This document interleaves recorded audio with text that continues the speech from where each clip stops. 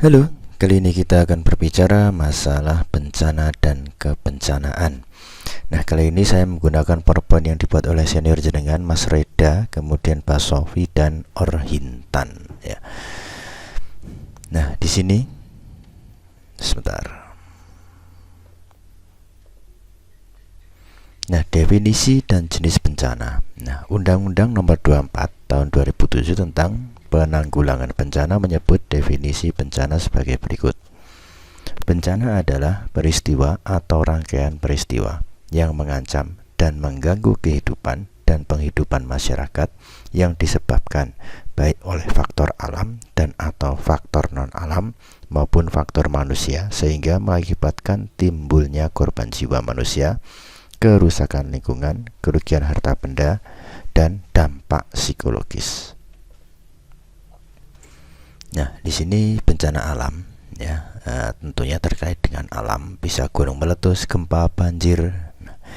Kemudian bencana non alam ya, berkaitan dengan gagal teknologi, jembatan rubuh, atau jatuhnya pesawat di pemukiman dan lain sebagainya. Nah, ini contoh peristiwanya. Nah, di sini asap pembunuh pada 5 Desember tahun 1952. Nah, ribuan penduduk tewas karena asap di London selama 5 hari berturut-turut pada bulan Desember 1952. Kota London diselimuti asap tebal. Kebetulan waktu itu sedang musim dingin, jadi orang-orang menyalakan perapian batu bara menyalakan perapian batu bara yang mengeluarkan asap ke udara, ditambah dengan polusi dari bis-bis besar berbahan bakar diesel dan polusi udara yang dikeluarkan pabrik-pabrik besar.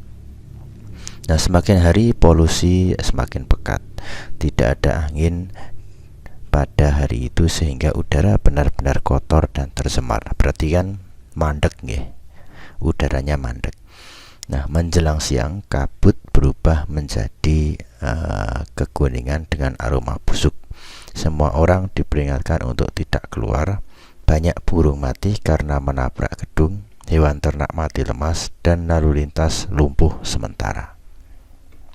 Akibat peristiwa ini, sekitar 12.000 penduduk tewas karena terinfeksi saluran pernafasan dari udara yang kotor gitu ya. Jadi kenapa Eropa itu concern sekali terhadap standar lingkungannya, seperti standar Euro pada emisi gas buang kendaraan ini, karena dia mempunyai sejarah kelam gitu ya. Kemudian tumpahan minyak Exxon Valdez pada 24 Maret 1989.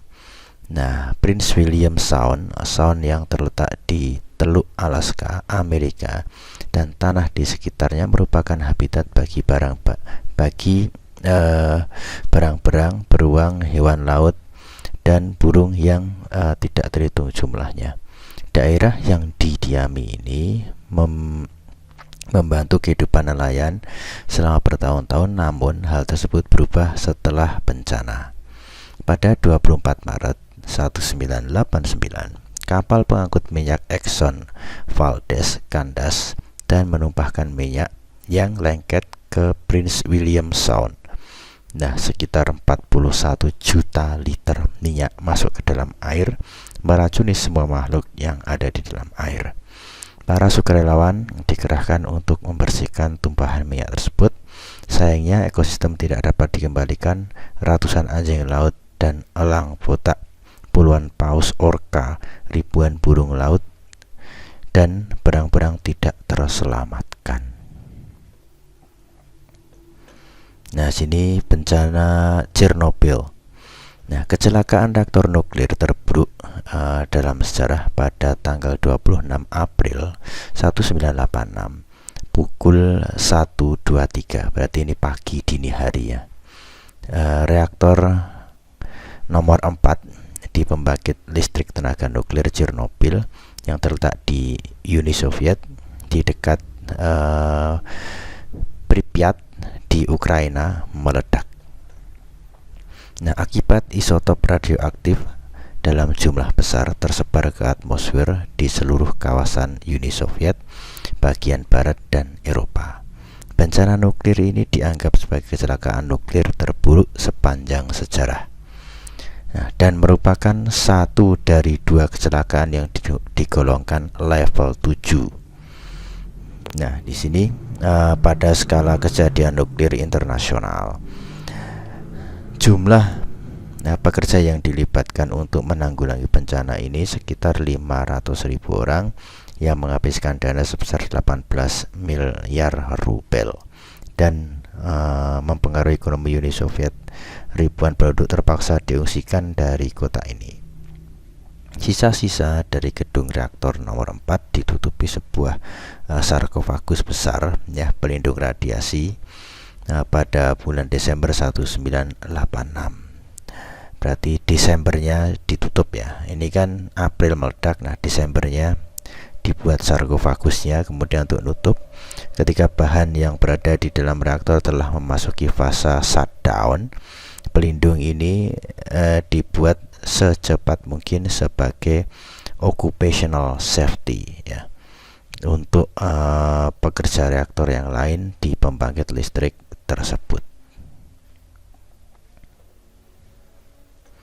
Nah, di sini ada bencana Bhopal ya, insiden kebocoran gas pada malam hari 2-3 Desember 1984 yang terjadi di pabrik pestisida Union Carbide India Limited atau ANSIL di Bhopal, Madhya Pradesh, India ya. Lebih dari 500.000 orang terpapar gas metil isocyanat atau MIC. Zat yang sangat beracun tersebut menyebar hingga ke kota-kota kecil di dekat pabrik tersebut. Jumlah korban jiwa yang diperkirakan bervariasi. Pejabat resmi mencatat korban jiwanya itu 2.259. Nah, pemerintah Madhya Pradesh mengkonfirmasi total 3.787. Nah, ini yang tewas akibat pelepasan gas ini. Nah, pernyataan tertulis pemerintah pada tahun 2006 menyatakan bahwa kebocoran tersebut menyebabkan 558.125 cedera, termasuk 38.478 cedera sementara ya, dan sekitar 3.900 cedera parah dan cacat permanen. Yang lain diperkirakan bahwa 8.000 orang meninggal dalam 2 minggu dan 8.000 lainnya atau lebih sejak itu meninggal karena penyakit. Berarti meninggalnya tidak pas meledak ya, tapi setelah itu kemudian karena penyakit yang akibat dari gas ini, gas metil isocyanat ini, nah kemudian meninggal gitu ya. Meninggal karena ya meninggalnya tidak pas itu gitu ya.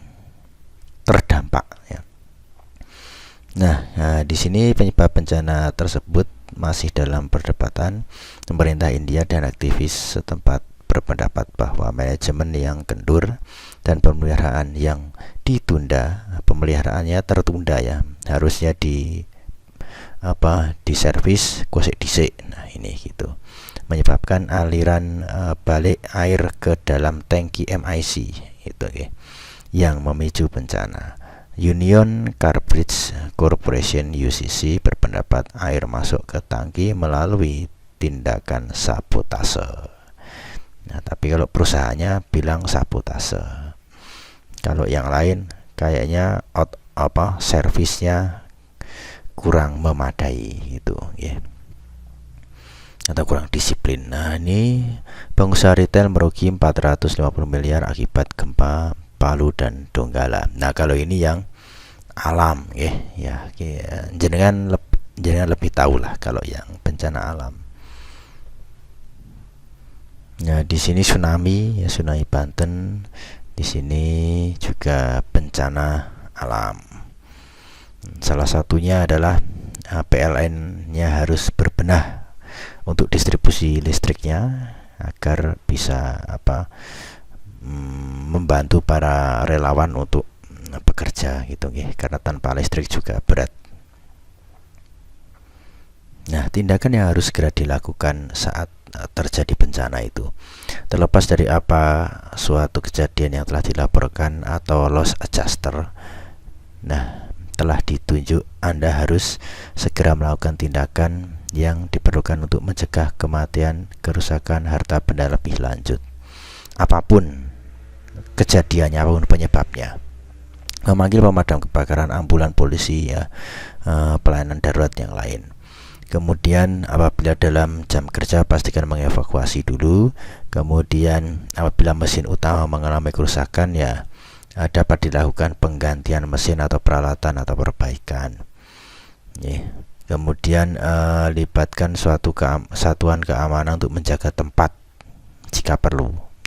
Karena penjarahan, kalau penjarahan kan akhirnya barang buktinya hilang, nah kesulitan nanti penyidik. Bangunan perlindungan atau penopang sementara untuk kaca-kaca atau atap yang rusak apabila memungkinkan. Nah, ini ada perlindungannya di bangunannya itu. Kemudian pindahkan harta benda ke tempat yang lebih aman. Nah, ini juga selamatkan catatan-catatan penting. Pasti foto sebanyak mungkin kerusakan dan salvage yang ada, atau korban gitu ya, korban salvage. Nah, proses klaim. Nah, ini perusahaan asuransi biasanya akan menunjuk loss adjuster untuk investigasi atau memeriksa kerugian. Nah, ini melapor ke asuransi jangan lebih dari 7 hari. Kalau lebih dari 7 hari itu ya bermasalah, itu pasti ya tidak digubris karena maksimal 7 hari. Kalau lebih ya mohon maaf gitu. Kerusakan yang memeriksa kerusakan dan menetapkan nilai penggantian. Loss adjuster adalah ahli independen, ya. Namun biaya-biayanya yang ditagihkan akan dibayar oleh perusahaan asuransi. Itu jadi ini ahlinya ini yang bayar, ya asuransinya ini. Perusahaan asuransi akan melakukan survei ke tempat kejadian. Biasanya surveyor akan mendokumentasikan yang terjadi di lapangan dan melakukan wawancara kepada pegawai Anda sehubungan dengan kejadian tersebut. Anda harus bekerja sama dengan loss adjuster perusahaan asuransi. Untuk mempercepat proses klaim, Anda dapat mempersiapkan kronologi kejadian yang menyediakan estimasi nilai kerugian, perkiraan nilai perbaikan dari supplier atau kontraktor, dan memberikan kepada loss adjuster perusahaan asuransi pada saat mereka survei ke lokasi, gitu ya. Jadi semua itu ya disiapkan untuk mempercepat saja ini sebenarnya, ya. Kemudian semua permintaan dokumen akan disampaikan tertulis dan perusahaan asuransi akan membantu dan memberikan penjelasan yang dibutuhkan. Anda diharuskan untuk menyampaikan seluruh dokumen yang diperlukan secepatnya, tidak lebih dari 15 hari sejak tanggal permintaan dokumen. Dalam hal Anda tidak dapat menemui permintaan dokumen tertentu, Anda harus membuat penjelasan tertulis ke perusahaan asuransi gitu. Jadi kalau dokumennya itu yang diminta kok tidak bisa terpenuhi, ya Anda membuat penjelasan tertulis gitu, okay. Jika dokumen yang telah diterima, perusahaan asuransi akan memeriksa apakah dokumen sudah sesuai dengan yang diminta gitu, okay. Syarat-syaratnya maksudnya. Jika semua telah lengkap, adjuster akan membuat laporan perhitungan klaim. Perusahaan asuransi akan membuat proposal pembayaran dan meminta persetujuan Anda. Nah, di sini proses ini biasanya membutuhkan waktu 15 hari, tapi untuk klaim yang besar dan kompleks membutuhkan waktu lebih lama. Nah, jika proposal pembayaran telah disepakati, perusahaan asuransi akan meminta Anda menandatangani discharge form. Nah, ini sebelum transfer dilakukan waktu 7 hari rata-rata, dalam waktu 7 hari. Nah, informasi atau dokumen yang diperlukan. Nah, ini biasanya bangunan ya, gambar skema bangunan, cetak birunya kan sebelum Anda membuat perusahaan itu kan biasanya ada skema bangunannya. Kemudian estimasi biaya dari pihak kontraktor untuk memperbaiki gedung kembali, bangunan yang rusak seperti keadaan semula gitu nggih. Kemudian jika Anda menggunakan bahan material tenaga kerja sendiri, Anda diminta untuk menyertakan kwitansi pembelian, perhitungan gitu. Seumpama Anda membayar tukang sendiri tidak memakai kontraktor kan, Anda juga harus menyimpan itu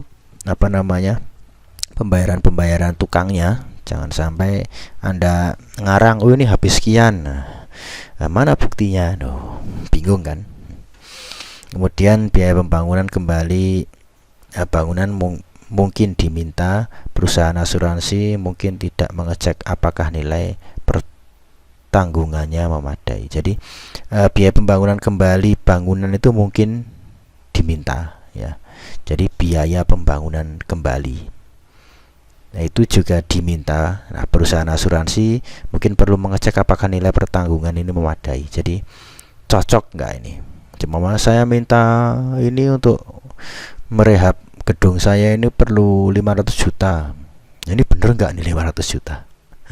Itu nggih. Nah, jadi dicek. Oh, jangan-jangan ini kurang dari 500 juta. Nah, atau malah lebih. Kalau lebih biasanya diam aja nggih. Nah, kemudian yang kedua mesin-mesin. Nah, tadi ini masalah bangunan nggih. Maksudnya mesin itu mesin produksi kalau ada, kalau jenengan perusahaannya itu perusahaan produksi. Nah, daftar aset tetap. Nah, tentunya mesin-mesin ini ya. Kemudian kwitansi pembelian asli untuk mesin peralatan ya, kwitansi asli. Laporan teknis yang menerangkan sebab terjadinya kerusakan. Nah, kemudian jika mesin masih bisa diperbaiki ya sertakan daftar spare partnya. Berikut ongkosnya: perincian ongkos kerja untuk perbaikan, perincian ongkos kerja untuk memasangnya kembali, estimasi biaya pengganti mesin peralatan yang tidak bisa diperbaiki. Stok. Nah, ini stok ini biasanya yang ada di gudang nih. Buku stok untuk periode 6 bulan sebelum kejadian untuk menunjukkan penerimaan dan pengeluaran barang. Ini seumpama Anda punya gudang yang terbakar gitu ya, di dalamnya ada apa aja. Nah, kwitansi penjualan barang untuk 6 bulan sebelum kejadian. Jadi biar dicek, disinkronkan ya. Catatan stok pada saat kejadian lengkap dengan jenis barang, model, jumlah, dan harga masing-masing jenis. Kemudian perincian stok rusak ya, karena yang di gudang itu biasanya ada yang afkiran kan, ada yang cacat gitu. Kemudian gambar skema tempat penyimpanan barang dan lokasi.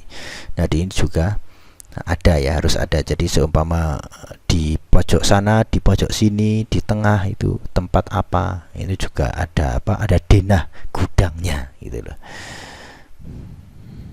Nah, oke. Cukup, terima kasih. Jadi sampai di sini saja untuk materi tentang bencana dan kebencanaan. Nah, semoga ini menjadi pencerahan bagi Anda semua dan bermanfaat.